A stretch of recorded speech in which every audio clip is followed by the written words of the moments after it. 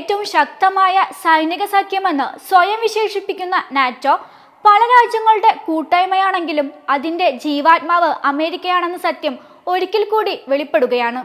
America വിയോജിക്കുകയോ പിന്മാറുകയോ ചെയ്താൽ NATO എന്ന സൈനിക സഖ്യം വെറുമൊരു കടലാസ് പുലിയായി മാറുമെന്നാണ് നിലവിലെ സാഹചര്യങ്ങൾ വ്യക്തമാക്കുന്നത്.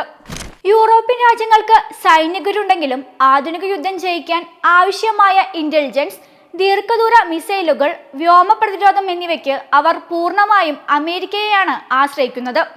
അമേരിക്ക ഈ സാങ്കേതിക വിദ്യകൾ നിഷേധിച്ചാൽ യൂറോപ്യൻ സൈന്യത്തിന് യുദ്ധകളത്തിൽ പിടിച്ചു നിൽക്കാൻ പോലുമാകില്ല. അടുത്തിടെ നടന്ന റൊമാനിയയിലെ അഭ്യാസ പ്രകടനങ്ങൾ തെളിയിച്ചത് യൂറോപ്പിന്റെ ഗതാഗത സംവിധാനങ്ങളുടെ പരാജയമാണ്.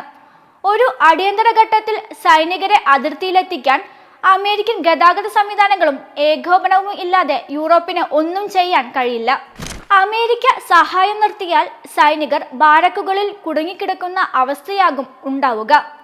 ഇതിൽ നിന്നുമൊക്കെ മനസ്സിലാവുന്നത് അമേരിക്ക എന്ന നെടുന്തൂൺ മാറിയാൽ തകർന്നു വീഴുന്ന ഒരു മേൽക്കുര മാത്രമാണ് ഇന്ന് നാറ്റോ എന്നാണ്.